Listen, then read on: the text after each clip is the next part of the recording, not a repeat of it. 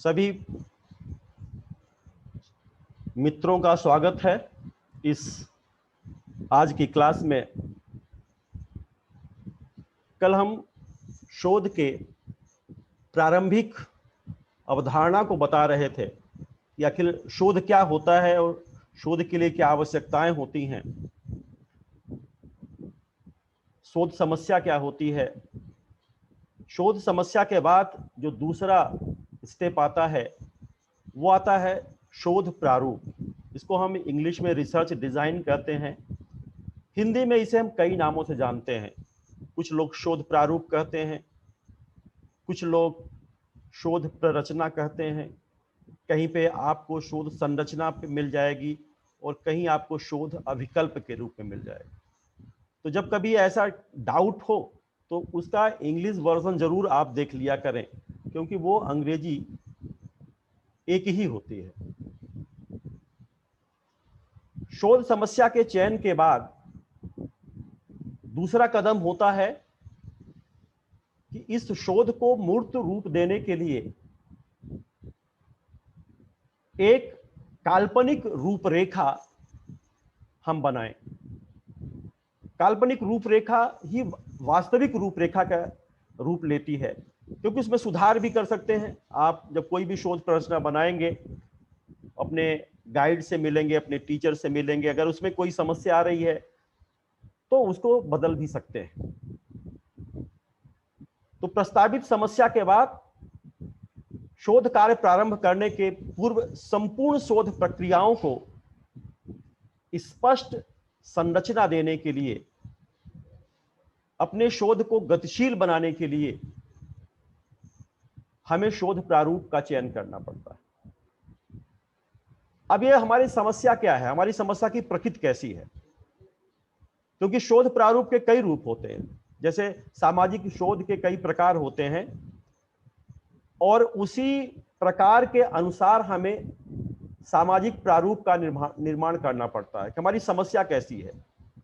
जटिल समस्या है हमारी समस्या वर्णनात्मक है, निदानात्मक है, या कोई हम पॉलिसी मेकिंग के लिए कर रहे हैं या किसी पॉलिसी का इवैल्यूएशन कर रहे हैं, मूल्यांकन कर रहे हैं, तो उसके अनुसार फिर हम शोध प्ररचना बनाएंगे। वास्तव में शोध प्ररचना एक पूर्व निर्मित विचार होता है, और ये विचार जो हमारे शोध को, हमारे अनुसंधान को गतिशीलता प्रदान करे। कार्लिंगर का कहना है कि शोध प्रारूप अनुसंधान के लिए एक कल्पित योजना है। अब जैसे मैंने पूर्व में कहा था, कल्पित योजना, एक हम कल्पना करते हैं, तो वो कहते हैं कि एक कल्पित योजना है, एक संरचना तथा एक प्रणाली है जिसका एकमात्र उद्देश्य शोध संबंधी प्रश्नों का उत्तर प्राप्त करना और आने वाली समस्याओं पर नियंत्रण करना है। तो कार्लिंगर के अनुसार अगर हम बात करें तो एक जैसे आप हाइपोथेसिस बनाते हैं, कल्पना करते हैं, उपकल्पना बनाते हैं, उसी तरह से जो है आप शोध प्ररचना का निर्माण करेंगे कि अगर हम किसी भी पॉलिसी का मूल्यांकन कर रहे हैं तो हमारी शोध प्ररचना मूल्यांकनात्मक होगी। अगर कोई ऐसी समस्या है जो समाज को बहुपक्षीय रूप से प्रभावित कर रही है, उसके कारकों, उसके तथ्यों को हमें ढूंढना है और उस समस्या का निदान करना है, तो हमारी जो शोध प्ररचना होगी वो निदानात्मक होगी। आगे हम एक एक शोध प्ररचना पर बात रखेंगे। पीवी यंग कहते हैं कि क्या, कहां, कब, कितना और किस तरीके से हम अपने अनुसंधान में निर्णय लेने के लिए विचार योजना को जो बनाते हैं, वह विचार योजना ही एक तरह से शोध प्ररचना का निर्माण करता है। तो ये भी यहां पे इन्होंने भी कहा कि विचार योजना, कार्लिंगर कह रहे हैं कि एक कल्पित योजना और ये कह रहे हैं कि एक विचार योजना। इसी तरह एकाफ का भी मानना है कि निर्णय लिए जाने वाली परिस्थिति उत्पन्न होने के पूर्व ही निर्णय लेने की प्रक्रिया को प्रारूप कहते हैं। बहुत ही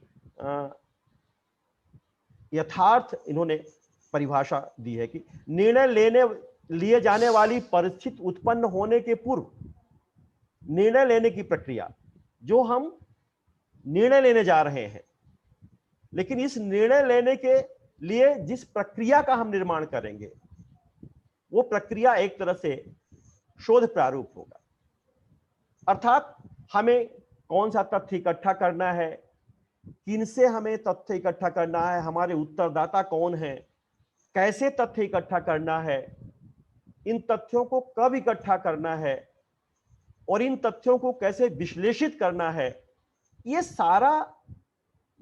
सारी संरचना शोध प्रारूप के अंतर्गत आती है।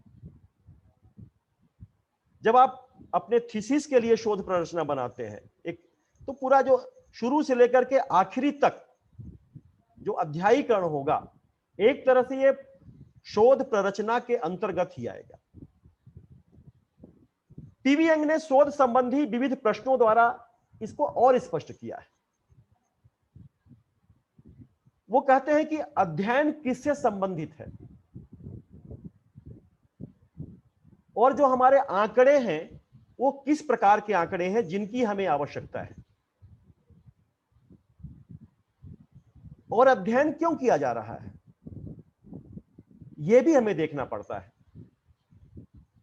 और तीसरी बात होगी कि हमें ये आंकड़े, ये तथ्य कहां से मिलेंगे, जो वांछित आंकड़े हैं हमारे शोध के लिए वो कहां से मिलेंगे। हमारे प्राथमिक भी हो सकते हैं स्रोत और द्वितीयक स्रोत भी हो सकते हैं। कहां, कब, किस क्षेत्र में अध्ययन किया जाएगा, इस अध्ययन में कितना समय लगेगा, कितनी सामग्री की हमें आवश्यकता होगी, कितने लोगों का हमें अध्ययन करना होगा, जो उत्तरदाताओं का हम चुनाव करेंगे उसका आधार क्या होगा, और तथ्यों के संकलन के लिए हम किन विधियों और किन यंत्रों का प्रयोग करेंगे। तो पीवी यंग जी ने इसको विस्तृत विश्लेषित कर दिया है। उन्होंने स्पष्ट बता दिया है कि हमें अपने शोध प्रारूप में उन सारी चीजों को बताना पड़ता है। इस तरह निर्णय लेने में जिन विविध प्रश्नों पर विचार किया जाता है, जैसे क्या, कहां, कब, कितना, कितना साधन है, कौन सी प्रणाली है, कौन सी पद्धति है, कौन सा यंत्र है, कितना समय लगेगा, ये सारी चीजें हमें शोध प्रारूप के अंतर्गत आती है। तो शोध प्रारूप एक तरह से आपके शोध के लिए दिशा देता है, उसी के अनुसार आप कार्य करते हैं। गेराल्ड और लेस्ली, एक थिंकर हैं गेराल्ड और लेस्ली, ये कहते हैं कि शोध प्रारूप जो है वो ब्लूप्रिंट है। ब्लूप्रिंट कैसा है? ब्लूप्रिंट जो परिवर्तनों को पहचानता और तथ्यों को एकत्र करने, उनका विवरण देने के लिए की जाने वाली काल प्रणालियों को अभिव्यक्त करता है। आप मकान भी बनाते हैं तो उसका एक ब्लूप्रिंट बनाएंगे पहले। उस ब्लूप्रिंट में सब कुछ निहित रहता है, पूरा एक आकार संरचना रहती है। हमारा प्लिंथ एरिया कैसे रहेगा, हमारा ड्राइंग रूम कैसा रहेगा, हमारा बेडरूम कैसा रहेगा, पूजा घर कैसा रहेगा, एक ब्लूप्रिंट रहता है और उसी के अनुसार निर्माण होता है। और पूरी संरचना, पूरा मकान का जो स्ट्रक्चर है, संरचना है, वो उसी ब्लूप्रिंट के आधार पर तैयार होता है और इसको हम योजनाबद्ध तरीके से करते हैं।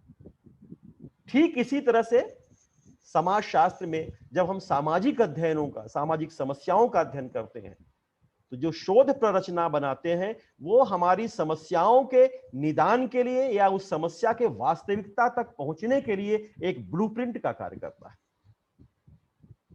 और यह ब्लूप्रिंट ही है जो हमारे पूरे शोध को गतिशीलता प्रदान करता है। ये शोध प्रारूप के आखिर उद्देश्य क्या होते हैं? कार्ल मैनहम ने शोध प्रारूप के कुछ उद्देश्य बताए थे। उन्होंने 5 उद्देश्य बताए। उन्होंने कहा कि अपनी उपकल्पना का समर्थन करने और वैकल्पिक उपकल्पनाओं का खंडन करने हेतु पर्याप्त साक्ष्य इकट्ठा करना एक उद्देश्य होता है। हम हाइपोथेसिस बनाते हैं, उपकल्पनाएं बनाते हैं, हाइपोथेसिस पर टेस्टिंग भी करते हैं। वैकल्पिक उपकल्पना क्या होती है? जो हम टेस्ट करने के बाद फिर जो है हम उसको मूर्त रूप देते हैं, देखते हैं। जैसे हमने कोई हाइपोथेसिस बनाई, एक अनुसंधानकर्ता को हमेशा चाहिए कि अगर वो हाइपोथेसिस बना रहा है, कोई जरूरी नहीं है कि आप हाइपोथेसिस हर अध्ययन में हाइपोथेसिस बनाए, एक कोई जरूरी नहीं है। आजकल हाइपोथेसिस बेस पे स्टडीज बहुत कम होती है। तो आप अगर हाइपोथेसिस बनाए हैं तो उसकी टेस्टिंग अपने कुलिक्स पे करिए। अपने कुलिक्स पे करेंगे, दोस्तों पे, मित्रों पे, या 4, 6, 10 रिस्पोंडेंट पे, मतलब कुछ रिस्पोंडेंट पे करिए टेस्टिंग के। देखें जो हमने बनाया है हाइपोथेसिस वो सही है गलत। अगर वो सही है तो हमारी वो मूल हाइपोथेसिस बन जाएगी। तो वैकल्पिक उपकल्पनाओं का खंडन करने के लिए भी जो पर्याप्त साक्ष्य इकट्ठा करते हैं, एक उद्देश्य वो भी होता है। और एक उद्देश्य ये भी होता है कि एक ऐसा शोध करना जिस शोध की विषय वस्तु और शोध कार्यविधि की दृष्टि से दोहराया जा सके। कभी कभी होता है कि हमने अध्ययन कर लिया और अब हमें जरूरत है कि रीटेस्टिंग कर लें। लग रहा है कि गड़बड़ है, कहीं जो तथ्य हैं वो सही तथ्य नहीं आ रहे हैं, या कहीं कुछ बायस्ड हो गया है, या कुछ कमी दिख रही है, तो उसकी हम रीटेस्टिंग भी करते हैं। एक पूर्ण विकसित शोध परियोजना की भावी योजनाओं को चलाने के लिए एक मार्गदर्शी अध्ययन की आवश्यकता जो होती है, उस मार्गदर्शी अध्ययन को एक रास्ता तय करने के लिए भी यह शोध प्रारूप बनाया जाता है। यह भी एक उद्देश्य है। और कार्ल मैनहम कहते हैं कि शोध सामग्रियों के चयन की उचित तकनीकों का चुनाव करना यह भी हमारे शोध प्रारूप का लक्ष्य होता है। तो शोध प्रारूप को कई उद्देश्य हो सकते हैं, अर्थात शोध विषय को परिभाषित करना, स्पष्ट करना, उनको समझना, दूसरों को शोध क्षेत्र स्पष्ट कराना,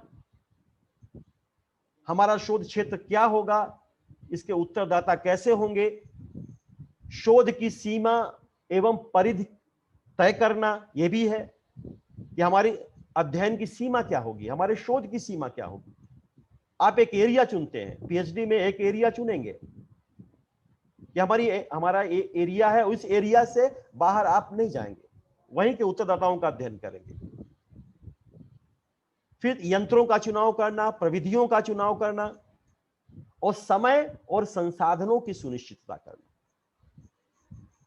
तो ये जो हैं, ये शोध प्रारूप के हमारे उद्देश्य होते हैं। शोध प्रारूप का जो प्रकार है, अगर इस पे हम बात करें तो बहुत सारे शोध प्रारूप आपको मिलेंगे। इसी कड़ी में एक थिंकर और हैं जो में याद आ रहे हैं, पाराहु। बहुत ही सरल शब्दों में उन्होंने बताया है कि शोध प्रारूप वह योजना है जो यह बताती है कि कब, कहां तथा कैसे आंकड़े एकत्रित और विश्लेषित करना है। बहुत ही सिंपल इनके डेफिनेशन है। तो इस तरह से इन परिभाषाओं से हम समझ सकते हैं कि शोध प्रारूप जो है एक तरह से निर्णय लेने जाने वाली परिस्थिति उत्पन्न होने के पूर्व ही निर्णय लेने की जो प्रक्रिया होती है, और उस प्रक्रिया को गतिशील करने के लिए जिन प्रविधियों का चुनाव करना पड़ता है, जिन यंत्रों का चुनाव करना पड़ता है, वो शोध प्रारूप है, वो हमारा शोध प्रारूप कहलाता है। तो शोध प्रारूप के उद्देश्य को और अगर हमें स्पष्ट करना है तो हम ये कह सकते हैं कि ये हम तय करते हैं कि ये अध्ययन किस बारे में है और किस प्रकार के तथ्यों की आवश्यकता है और इस अध्ययन का उद्देश्य क्या है। सबसे बड़ा है, जो पीएचडी कर रहे हैं तो उनका तो मूलभूत उद्देश्य यही होगा कि हम पीएचडी कर रहे हैं, शोध डिग्री लेने के लिए कर रहे हैं। लेकिन बहुत सारी ऐसी परियोजनाएं होती हैं जहां हो सकता है कि आपको काम करने का मौका मिले या आप काम करें, तो उसका उद्देश्य अलग होता है, उन समस्याओं को ज्ञात करना। तो जैसे आज हम इस पैंडेमिक काल में अगर कोई स्टडीज करते हैं कोविड-19 के परिप्रेक्ष्य में, तो हमारा होगा, इसका उद्देश्य होगा कि हम इस परिस्थितियों को जानना चाहते हैं, इनके प्रभाव समाज पर क्या पड़ रहे हैं, आवश्यक तथ्यों का स्रोत क्या है, यह भी हमारा एक उद्देश्य है। हमारा अध्ययन क्या होना चाहिए, यह भी एक उद्देश्य है। अध्ययन के लिए कितना समय मिलना चाहिए, यह भी हम तय करते हैं। और अध्ययन के लिए सामग्री तथा उत्तरदाताओं की संख्या कितनी होनी चाहिए, इसमें तथ्यों का हम विश्लेषण कैसे करेंगे, इसमें अनुमानित बजट कितना होगा और इसकी जो विशिष्ट प्रकृति है वो क्या होगी। जैसे जब यूजीसी, आईसीएसआर, डीएसटी या अन्य शोध परियोजनाएं शिक्षक बनाते हैं या जो अध्ययन करने के वाले अनुसंधान करता है, शोध करता है, वो बनाते हैं, तो उसमें इन सारी चीजों को तय करना पड़ता है।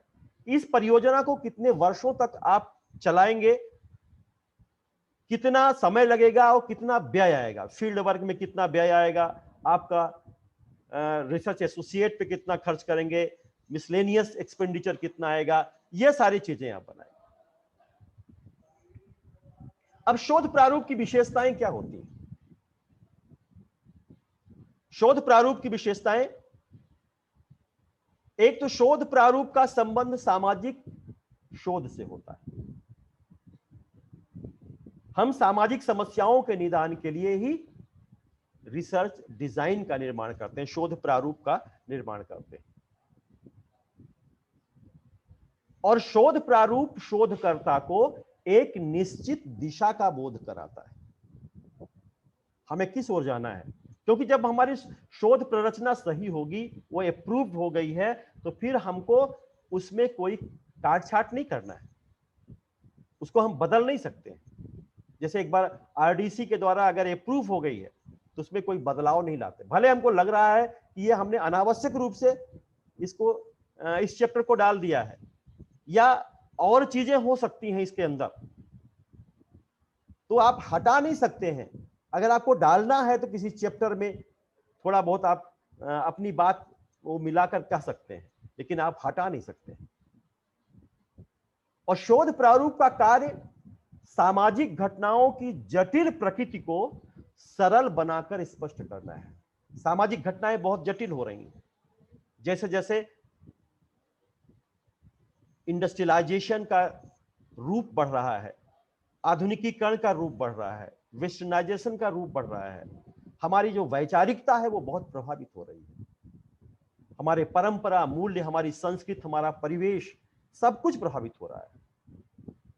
व्यक्ति, जब ये सारी चीजें जटिल होंगी तो व्यक्ति का व्यवहार भी जटिल होगा, फिर समस्याएं भी जटिल होंगी। तो किसी जटिल घटना को उसको सरल बनाना, ये हमारे शोध प्रारूप का भी एक विशेषता होती है। और प्रारूपों का चुनाव सामाजिक शोध की समस्या और उपकल्पना की प्रकृति के आधार पर किया जाता है। और वास्तव में शोध प्रारूप वह साधन है जो अनुसंधानकर्ता के परिश्रम को कम करता है और शोध में आने वाली समस्याओं को दूर करता है। रिसर्चर भटकने नहीं पाता, अपने मूल लक्ष्य से वो भटकने नहीं पाता है, अपने मूल लक्ष्य से वो भटके नहीं। अगर शोध प्रारूप उसने बना लिया, अच्छा, अपने शोध को एक संरचना दे दिया है कि हमें इसके तहत ही अध्ययन करना है, तो फिर वो भटकने नहीं पाएगा, उसी के अनुसार चलेगा। तो फिर प्रश्न उठता है कि आखिर शोध प्रारूप की विषय वस्तु क्या है। तो शोध प्रारूप की विषय वस्तु होता है हम इसके अंतर्गत किन किन चीजों को लेंगे।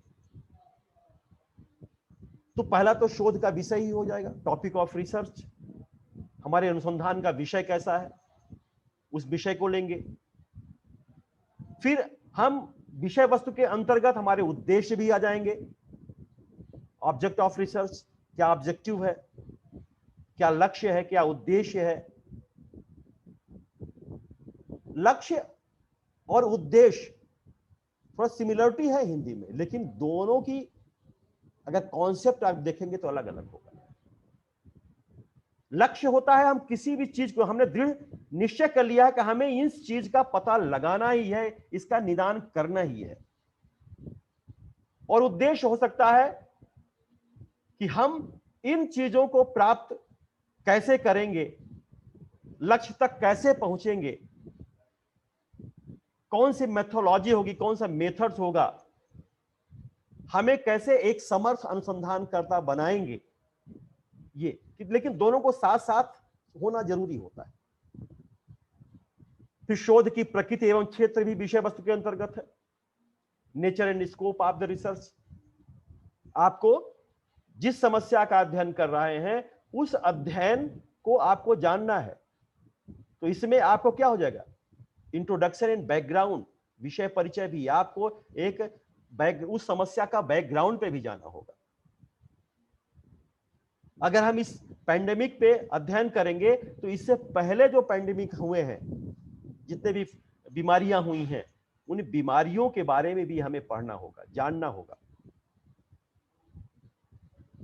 फिर ये कैसे फैला, किस तरह से फैला और उसका क्या कारण रहा, जो इस पर तमाम आर्टिकल्स लिखे गए, तमाम पेपर लिखे जा रहे हैं, लिटरेचर लिखे जा रहे हैं, उन सब का अध्ययन करना होगा। माने एक तरह से रिव्यू, जो लिटरेचर रिव्यू की जो बात करते हैं हम अनुसंधान में, वो इन चीजों को यहां पे हमें देखना होगा। तो शोध की प्रकृति एवं क्षेत्र और इसमें विषय परिचय, इन सबको भी हमें शोध प्रारूप की विषय वस्तु के रूप में जानना होगा। फिर समय काल संकेत, टाइम पीरियड इंडिकेशन जो होता है, बहुत सारे चीजें होती हैं, बहुत सारे तथ्य होते हैं जो समय के साथ बदल जाते हैं। हमें किस पीरियड का अध्ययन करना है, ऐसा नहीं कि हम इस पैंडेमिक को अगर 10 साल बाद अध्ययन करेंगे तो वो जो विश्वसनीय तथ्य हैं वो नहीं प्राप्त हो पाएंगे। लेकिन अगर इस समय हम करते हैं, क्योंकि समय फैक्टर्स इनका बहुत महत्व होता है और इसके साथ बदल जाते हैं, तो इन सब चीजों को जो है हमें ध्यान में रखना है। समय काल संकेत, टाइम पीरियड इंडिकेशन, ये हमें देखना है। और टेक्निक ऑफ डाटा कलेक्शन, ये भी हमारी विषय वस्तु के अंतर्गत आती है कि तथ्य एकत्रीकरण की विधियां क्या है। और इंटरप्रिटेशन ऑफ डाटा, तथ्यों का विश्लेषण हम कैसे करें, किस तरह से करें। तो इस तरह से शोध प्रारूप का जो विषय है, जो विषय वस्तु है, वो बहुत विस्तृत है और इन विषय वस्तु को भी हमें अपने अध्ययन में देखना होगा। अब आता है कि शोध प्रारूप का वर्गीकरण कैसे करेंगे हम। ये कई तरह का शोध प्रारूप होता है। हमारा शोध कैसा है, विषय कैसा है, उसकी प्रकृति कैसी है, उसके आधार पर हमें देखना है। तो पहला जो शोध प्रकार होता है, वर्गीकरण होता है, वो होता है एक्सप्लोरेटरी रिसर्च डिजाइन, अन्वेषणात्मक शोध प्रारूप। अभी नाम से ही स्पष्ट है, अन्वेषण करना, रिसर्च करना, अनुसंधान करना, शोध करना। वास्तव में यह शोध प्रारूप नवीन तथ्यों की खोज से संबंधित है। जब आप किसी भी समस्या का अन्वेषण करते हैं, उसके जड़ तक पहुंचने की कोशिश करते हैं कि ये आखिर इस समस्या की जड़ कहां है। बहुत सारे ऐसे विचलनकारी परिस्थितियां होती हैं समाज में, जिनके जड़ों तक पहुंचना बड़ा मुश्किल होता है। लेकिन एक सफल अनुसंधानकर्ता अगर उसने दृढ़ संकल्प ले लिया है और अपना शोध प्रारूप अच्छा बनाया है, लक्ष्य और उद्देश्य उसके स्पष्ट हैं, तो निश्चित है कि वह उन जड़ों तक पहुंच जाएगा।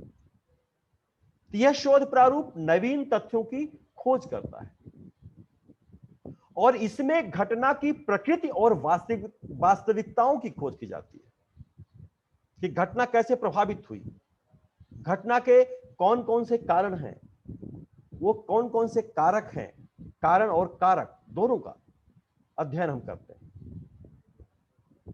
और यह शोध प्रारूप घटना के संबंध में जागरूकता और समझ प्रदान करता है। यह भी है अवेयरनेस लाने के लिए कि जब हम समस्या के जड़ तक पहुंचेंगे, जैसे कोई डॉक्टर है, डॉक्टर कोई गंभीर पेशेंट, कभी कभी होता है कि एक कोई गंभीर पेशेंट है और वो कई डॉक्टरों के टच में जाता है, एक डॉक्टर से उसको समझ में नहीं आता है, डॉक्टर को बीमारी नहीं समझ आती, अगर उसके पास बहुत सारी चीजें हैं, बहुत सारी समस्याएं आ गई हैं, तो फिर कई एक्सपर्ट कंबाइंड रूप से जो है उसका इलाज करेंगे। और जब वो समस्या कोई जटिल समस्या, गंभीर समस्या, एक अज्ञानतावश वो समस्या हो गई है, तो उसके लिए फिर वो हिदायत भी देंगे कि तुम इस तरह से दूसरों को भी प्रेरित करो कि वो ऐसी घटनाएं भूल से भी न करें। जैसे एड्स वगैरह की जो बीमारियां हैं, अगर उनके कारकों का हम खोज करेंगे और उन संबंधी अध्ययन करेंगे, एडिक्शन का हो गया, ड्रग का हो गया, तो ये जागरूकता और एक तरह से समाज में जागरूकता लाने का जो प्रयास हम करेंगे वो अन्वेषणात्मक शोध प्रारूप के द्वारा होता है। क्या कि समाज में जो घटनाएं घट रही हैं, जो जटिल परिस्थितियां हो रही हैं, अगर इनको हटा दिया जाए तो समाज फिर से गतिशील हो सकता है, एक हेल्दी सोसाइटी का निर्माण हो सकता है। तो यह प्रारूप यह भी निर्धारित करता है कि समस्या के किस केंद्र में अध्ययन को केंद्रित किया जाए, समस्या के किस केंद्र में अध्ययन को केंद्रित किया जाए। बताया ना कि एक समस्या, बहुत सारी समस्याएं हैं, जैसे इस पैंडेमिक से बहुत सारी समस्याएं हैं, आर्थिक समस्या भी है, मनोवैज्ञानिक समस्या भी है, राजनीतिक समस्या भी है, राजनीतिक भी अस्थिरता आ रही है। लोग अगर जब परेशान होंगे, जब पब्लिक परेशान होगी, तो लीडर्स से ऊपर दबाव होगा, एक प्रेशर ग्रुप का निर्माण करेगी, और हो रहा है इस समय। ये हम देखने का प्रयास करते हैं कि सबसे पहले जो हमारे अध्ययन कर रहे हैं, तो ये हम किस बिंदु को मुख्य रूप से फोकस करें। हम उसके सामाजिक पक्षों का अध्ययन करें पहले, कि हम आर्थिक पक्षों का अध्ययन करें, लेकिन अगर सब सामाजिक पक्षों का अध्ययन करेंगे तो क्योंकि सामाजिक पक्ष से सारे पक्ष जुड़े होते हैं, तो ये अन्वेषणात्मक शोध प्रारूप हमें अपने अध्ययन विषय को, अध्ययन को किस केंद्र में समाहित करना है, केंद्रित करना है, यह भी हमें एक रास्ता बताता है। और यह शोध प्रारूप विज्ञान की परंपरागत सीमाओं से मुक्त करके उसके अध्ययन क्षेत्र का विकास करना भी इस प्रारूप का कार्य है। विज्ञान को परंपरागत सीमाओं से मुक्त करके, विज्ञान की अपनी परंपराएं है ना, विज्ञान कभी सामाजिक कल्पनाओं या सामाजिक उपकल्पनाओं, समाजशास्त्रीय उपकल्पनाओं या इन पे विश्वास नहीं करता, वो रियलिटी पे विश्वास करता है। हर चीज वो एक्सपेरिमेंट करता है, अपनी लैब में करता है, उसकी अपनी मेथोलॉजी होती है। कभी अगर आप साइंस के छात्र रहे होंगे और 12वीं में या बीएससी में लैब में आप गए होंगे, केमिस्ट्री के लैब में, तो एक कोई चीज दे दी जाती है और कहा जाता है कि आप इसका पता लगाइए कि क्या है, टेस्ट करिए। तो टेस्ट आप ऐसे देख करके नहीं कर सकते, उसकी एक अपनी प्रणाली होती है। देखने पे कैसा है, रंगहीन है, सूंघने पर कैसा है, गंधहीन है या तीक्ष्ण गंध वाला है, पानी में घोलने पर कैसा है, अम्ल में घोलने पर कैसा है, गर्म करने पर कैसा है, और उसके सारे सिम्टम्स देख करके आप कह सकते हैं कि दिया गया पदार्थ ये है। तो वो उनकी अपनी एक मेथड्स होती है, एक पद्धत होती है।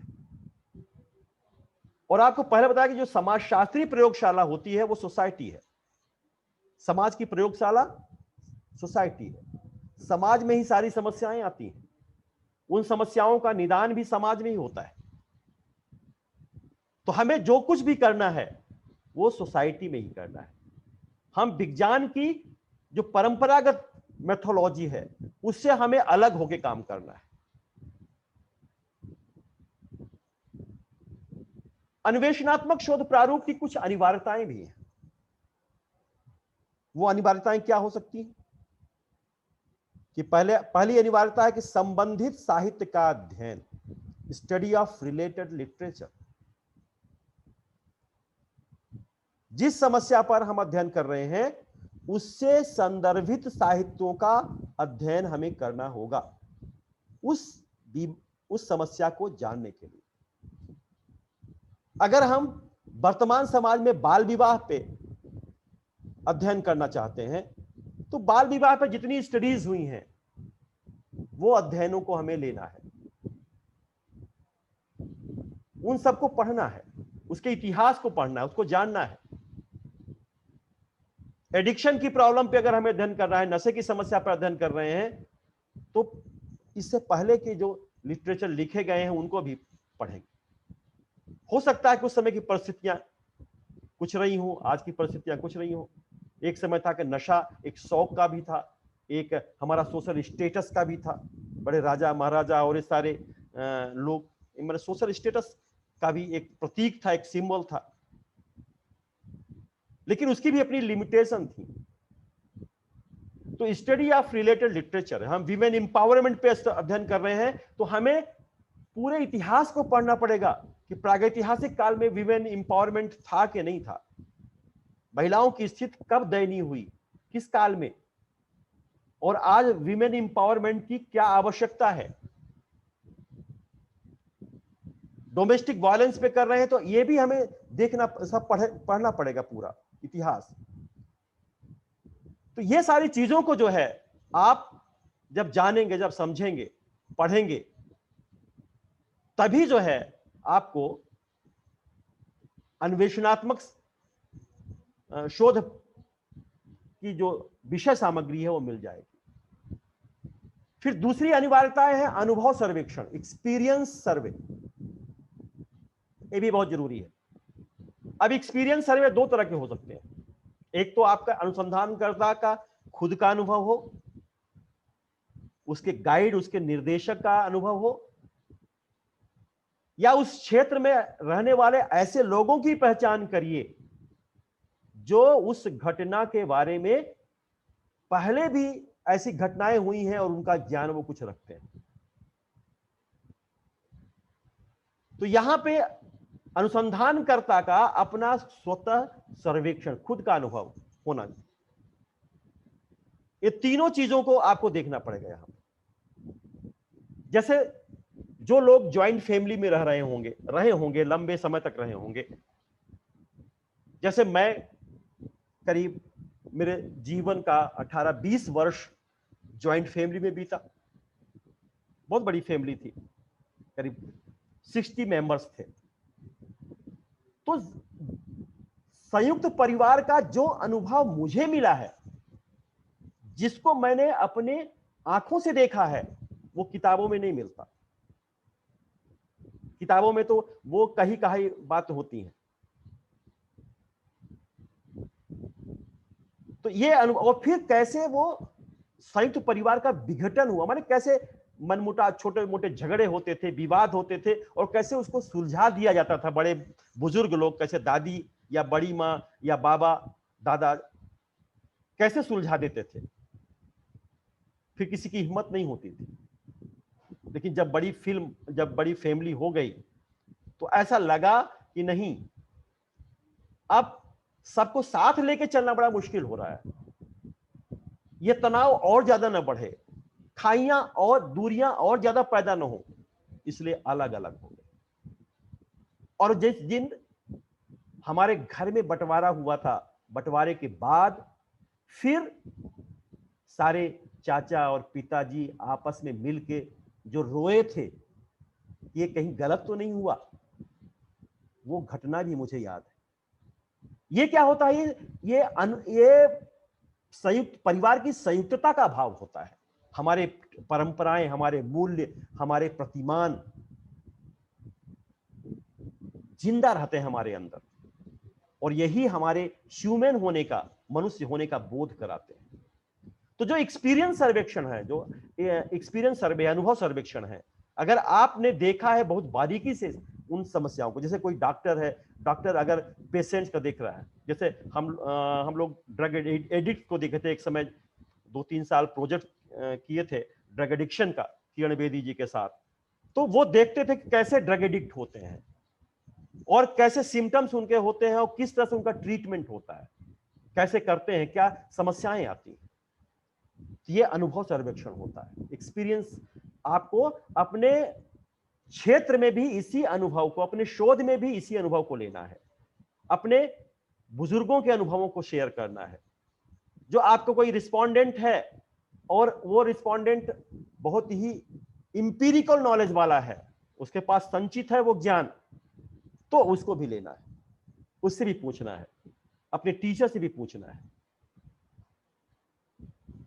फिर तीसरी अनिवार्यता क्या होती है कि अंतर्दृष्टि प्रेरक घटनाओं का विश्लेषण, यह भी होता है, analysis of insight motivational events. अंतर्दृष्टि क्या होती है? जो आप शोध कर रहे हैं और उस शोध को प्रभावित करने वाले ऐसे कौन से कारक हैं, वो कारक है जो आपकी अंतर्दृष्टि को प्रभावित कर रहे हैं, जो आपको मोटिवेट कर रहे हैं, या किसी समस्या को जो मोटिवेट कर रहे हैं, उनको भी आपका अध्ययन करना होगा, विश्लेषण करना होगा। यह भी अनिवार्यता है। वेरिफिकेशन ऑफ हाइपोथेसिस, ये तो जरूरी ही है, सत्यापन आप करेंगे। और केस स्टडी, कभी कभी होता है कि हम किसी समस्या पर अध्ययन कर रहे हैं, तो हमेशा रिसर्चर को चाहिए, अगर कोई बहुत ज्यादा प्रॉब्लम, जैसे मान लीजिए इस पेंडेमिक पे हम अध्ययन कर रहे हैं, तो अगर 2-4 लोगों को, ऐसे लोगों का हम अध्ययन कर ले, केस स्टडी, जो इस पेंडेमिक, इस जो कोविड-19 से प्रभावित हुए हैं और वो उबरे हैं, ऐसे लोग कोरोना वीर, उनको हम संज्ञा दे रहे हैं कि कोरोना वीर है, तो उनकी क्या फीलिंग रही, इसको भी देखना है। जैसे मैं आपको बता दूं कि एक आप जैसे एक रिसर्च स्कॉलर हमारे अंडर में रिसर्च कर रही थी, वो भी कोरोना पॉजिटिव हो गई। बहुत अच्छी राइटर है वो, हिंदी इंग्लिश दोनों के बहुत अच्छा लेख लिखती हैं, और उसने अपने अनुभव को लिखा। हम लोग बहुत चिंतित हो गए थे और उनके घर के बहुत सारे सदस्य पॉजिटिव आए, और उसने एक अपना अनुभव लिखा, सोशल मीडिया पे मुझे व्हाट्सएप किया। तो मैंने कहा कि क्यों, मैं इसको क्या शेयर कर सकता हूं दूसरे समूह में, क्योंकि पूछना जरूरी था, कहीं उसके अंदर फीलिंग नहीं आए कि नहीं सर ने, हम सर को हमने लिखा और सर ने हमारे एक्सपीरियंस को, तो वो कहता व्हाई नॉट सर, क्यों नहीं सर, ये दूसरे लोग भी पढ़ें कि कोविड से क्या समस्याएं आती है, क्या पीड़ा आती हैं, और हमें किस तरह से मनोवैज्ञानिक रूप से उबरना है। बहुत सारे लोग तो ऐसे आधे बीमार हो जाते हैं उसका नाम सुन करके, और उसको जब हमने शेयर किया तो हजारों लोगों ने मैसेज भेजा, जब उसमें नीचे हमने एक फुटनोट लगा के कि हमारे रिसर्च स्कॉलर हैं और इस तरह से इन्होंने अपने अनुभव शेयर किया है, तो उन लोगों ने बताया। तो ये क्या होता है, एक्सपीरियंस होता है, एक अनुभव होता है। अगर जब कोविड पे हम अध्ययन करेंगी तो वो उन अनुभवों को भी वो शेयर कर सकती है। तो ऐसे वैयक्तिक अध्ययनों को भी आपको रखना चाहिए। आप डोमेस्टिक वायलेंस पे अगर कोई अध्ययन कर रहे हैं तो 2-4 केस आप अपने थीसिस में या अपनी रिपोर्ट में इस तरह से दीजिए, केस स्टडीज। और पायलट सर्वेक्षण, एक अन्वेषणात्मक शोध प्रारूप की एक अनिवार्यता आ गया है, पायलट स्टडी। अगर बहुत बड़ा प्रोजेक्ट है हमारा, पायलट स्टडी क्या होती है कि बृहद परियोजना कोई है, हमने कोई बृहद परियोजना बनाई है और उससे पहले एक छोटे से एरिया में हम अध्ययन करते हैं, कभी कभी यूजीसी या आईसीएसआर को जब आप प्रोजेक्ट बनाएंगे और तो वो कहेंगे कि ये आप जो बृहद परियोजना ले रहे हैं तो पहले आप हमें एक रिपोर्ट दीजिए 6 महीने में ये पायलट सर्वे करके, और फिर इसके बाद आप अपनी हम देखेंगे और इसके बाद फिर हम आपको वो प्रोजेक्ट देंगे, सैंक्शन करेंगे। तो पायलट सर्वेक्षण क्या होता है, किसी छोटे से एरिया में हमने अध्ययन कर लिया और उसका जो निष्कर्ष मिला उसको हमने अपने बृहद जो परियोजना हमारी है उस परियोजना पर जो है हम उसको लागू करेंगे, उस तरह से हम अध्ययन करेंगे। तो एक रास्ता दिखाता है। और इंटेंसिव इंटरव्यू, एक अन्वेषणात्मक शोध प्रारूप की अनिवार्यता है इंटेंसिव इंटरव्यू, एक गहन सर्वेक्षण, ये भी जरूरी है। फिर दूसरा आता है वर्णनात्मक शोध प्रारूप, डिस्क्रिप्टिव रिसर्च डिजाइन।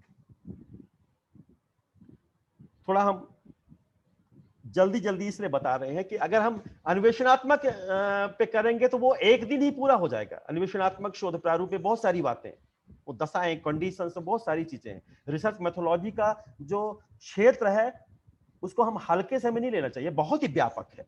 एक एक बिंदुओं पर अध्ययन करेंगे तो आपको कई दिन लग जाएंगे। तो दूसरा जो शोध प्रारूप होता है वर्णनात्मक शोध प्रारूप, डिस्क्रिप्टिव रिसर्च डिजाइन। अब ये नाम से ही आभास है, वर्णन करना। अगर हमें किसी शोध समस्या का वर्णन करना है,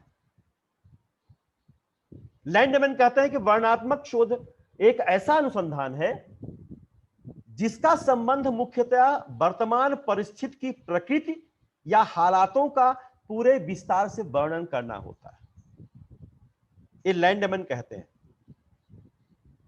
तो जो हमने अभी बार बार कोविड-19 की बात करते हैं, अगर कोविड-19 के बारे में हमें पूरे इन विस्तार से लिखना है, इन हालातों का कैसा रहा, मध्यम वर्ग पे कैसा बीता, हमारी अर्थव्यवस्था पर क्या प्रभाव पड़ रहा है, हमारी मनोवैज्ञानिक, हमारे समाज पे क्या पड़ रहा है, हमारे गांव पे क्या प्रभाव पड़ रहा है, शहर में प्रभाव क्या पड़ रहा है, इससे चुनौतियां क्या उत्पन्न होंगी, बेरोजगारी की समस्या कैसे बढ़ी गई है, माइग्रेशन की समस्या कैसे, इन सारे हालातों पर अगर हमें जो वर्णन कर रहे हैं, जो अखबारों में वर्णन हो रहा है, उनको एक आधार बना के फिर हम अध्ययन करते हैं। तो ये क्या है, वर्णनात्मक है, ये डिस्क्रिप्टिव रिसर्च है।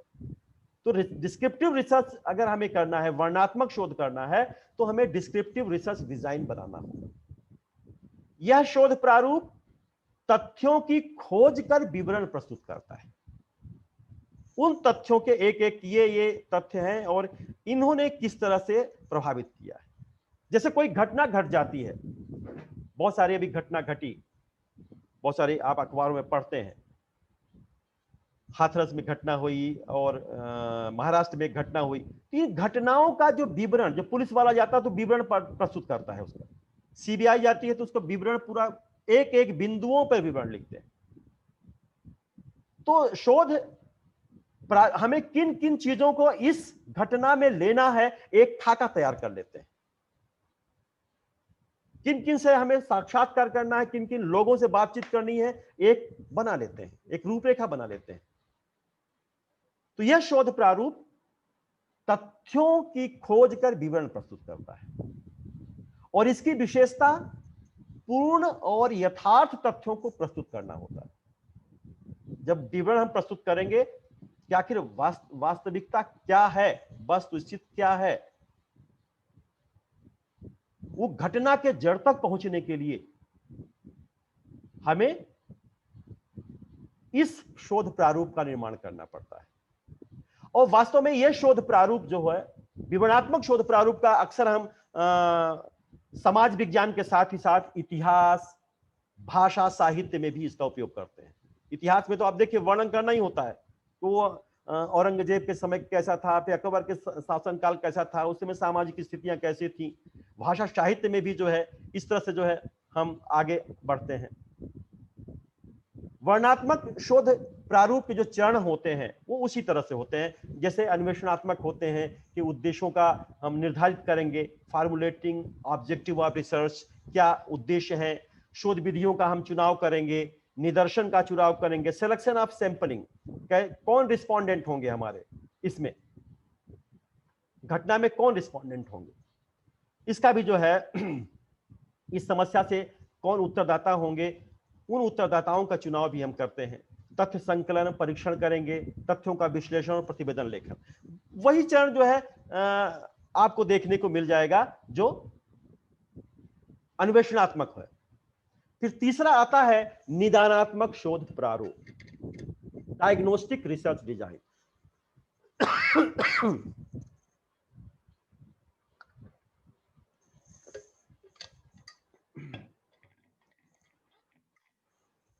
डायग्नोस्टिक रिसर्च डिजाइन क्या है? निदानात्मक शोध प्रारूप, अब ये भी अपने नाम से ही संकेत मिलता है, निदानात्मक, निदान करना है, इस समस्या को जड़ से हटाना है।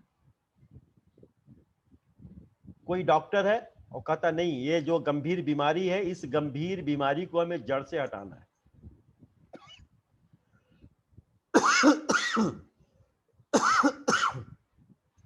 तो इसके लिए फिर वो जो दवाई करने का उसका तरीका होगा, इलाज करने का तरीका होगा, वो अलग होगा। तो जब हम किसी समस्या को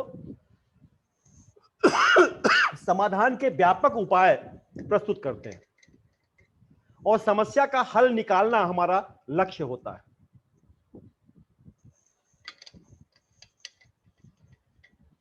तब हम निदानात्मक शोध प्रारूप का चुनाव करते हैं। वास्तव में यह शोध प्रारूप समाज में व्यवस्था और सामंजस्य लाने के लिए महत्वपूर्ण होता है।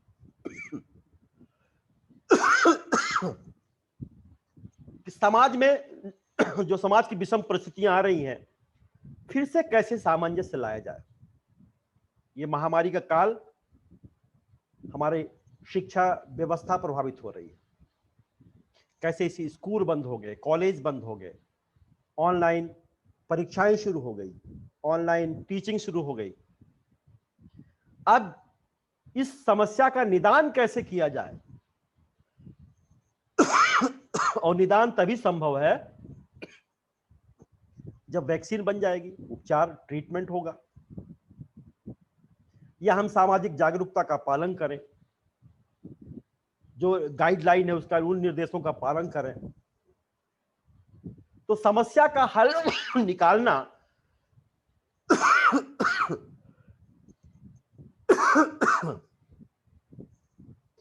समस्या का हल निकालना इसका लक्ष्य होता है। यह शोध वैज्ञानिक पद्धतियों के आधार पर होता है और इस पद्धति की दिशा निर्धारित करने के लिए उपकल्पनाओं का निर्माण होता है। हम उपकल्पनाओं का निर्माण करते हैं। इस शोध में समस्या को जन्म देने वाले कारकों का पता लगाया जाता है, निदानात्मक समस्या अनुसंधान में, कि आखिर इस समस्या के प्रेरक, ये समस्या कहां से जन्म ली, ये समस्या का वो मूल कारक कौन कौन से हैं जिन्होंने इस समस्या को जन्म दिया है। इस अध्ययन में शोधकर्ता का कार्य सामाजिक संरचना या सामाजिक समस्याओं का पता लगाकर उसे हल करना होता है। वास्तव में इस शोध का संबंध समकालीन समाज की सामाजिक संरचना, सामाजिक समस्या और सामाजिक संबंधों से होता है। हमारी सामाजिक संरचना कैसे प्रभावित हो रही है, हमारे सामाजिक संबंध कैसे खत्म हो रहे हैं, हमारे सामाजिक संबंध कैसे बिगड़ रहे हैं, तनाव क्यों उत्पन्न हो रहा है, मनोवृत्तियां क्यों बढ़ रही हैं, इन सारी चीजों का जब पता लगाना होता है तो हम डायग्नोस्टिक रिसर्च डिजाइन का प्रयोग करते हैं। यह अध्ययन एक तरह से फिलोसफिकल होता है, एक उच्च स्तरीय होता है। इसका उद्देश्य किसी निश्चित स्थिति या घटना के अंतर्निहित कारणों की जांच करना होता है। यह उन कारकों के बारे में अधिक जानने में शोधकर्ता की मदद कर सकता है, जिससे हम समाज के सामने आने वाली विशिष्ट समस्याओं या चुनौतियों का सामना कर सकते हैं। तो निदानात्मक शोध प्रारूप का अध्ययन या चुनाव हम तब करते हैं जब कोई समस्या, समकालीन समस्या हमें दिख रही है और इस समस्या के जड़ तक पहुंचना है, इस समस्या का हमें हल करना है, एक उपचार करना है, तो वो निदानात्मक शोध प्रारूप के अंतर्गत आएंगे। फिर आता है प्रयोगात्मक शोध प्रारूप, एक्सपेरिमेंटल। बस 5-10 मिनट और। एक्सपेरिमेंटल रिसर्च डिजाइन क्या है?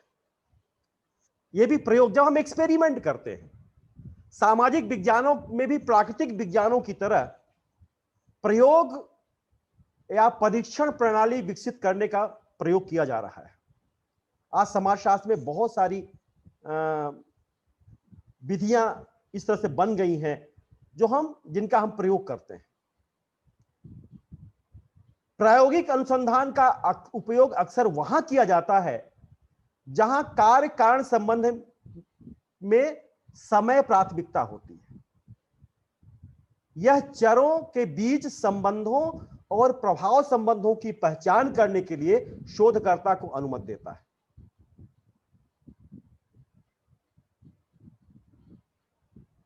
ये इसमें बहुत सारे प्रयोग हुए। चैपिन कहते हैं कि सामाजिक शोध के क्षेत्र में प्रयोगात्मक रचना की अवधारणा नियंत्रित परिस्थितियों के अंदर मानवीय संबंधों के अध्ययन को बताती है। ये जो एक्सपेरिमेंट होते हैं वो 2-3 तरह के एक्सपेरिमेंट होते हैं। एक होता है पश्चात परीक्षण, माने इसमें समान विशेषताओं वाले 2 समूहों को हम चुनते हैं, एक समूह को नियंत्रित करते हैं और दूसरे समूह पर प्रयोग करते हैं। कंट्रोल ग्रुप और एक्सपेरिमेंटल ग्रुप। जो कंट्रोल ग्रुप होता है उसको बाहरी प्रभावों से दूर रखा जाता है। ऐसे बहुत सारी स्टडीज हुई हैं। विद्युत जोशी जी का आपने नाम सुना होगा। उन्होंने एक प्रयोग किया था कि 2 ट्राइबल गांवों का उन्होंने अध्ययन किया। तो एक ट्राइबल विलेज में उन्होंने जनसंचार के साधनों के बहुत सारे विकास कर दे दिया। वहां अखबार भी जाने लगे, वहां मोबाइल भी हो गया, टेलीविजन आ गया, रेडियो आ गया। वो एक्सपेरिमेंटल ग्रुप है। और दूसरा ग्रुप जिसको कुछ नहीं, उसको अपने पारंपरिक ढांचे में वैसे रखा गया। और 6 महीने बाद जब वहां देखा गया तो दोनों के व्यवहार, वो दोनों एक समान ग्रुप थे। आयु, संस्कृति, सामाजिक संरचना, धर्म, ये सब, शिक्षा, ये सब में समान ग्रुप थे। तो वहां पे अगर देखा उन्होंने कि बहुत सारा बदलाव आ गया है। एक प्रयोग बहुत अच्छा हुआ था नियंत्रित समूह को। याद आता है कि अमेरिका में के द्वितीय युद्ध के समय एक फिल्म बनी थी, द बैटल ऑफ ब्रिटेन। अमेरिकी सेना में इसके प्रभाव को देखने के लिए यह प्रयोग किया गया और इसके लिए सेना के 2 समूह बनाए गए। शिक्षा, आयु, जन्म, क्षेत्र, योग्यता, प्रशिक्षण स्तर, ये समान स्तर पे 2 समूह बनाए गए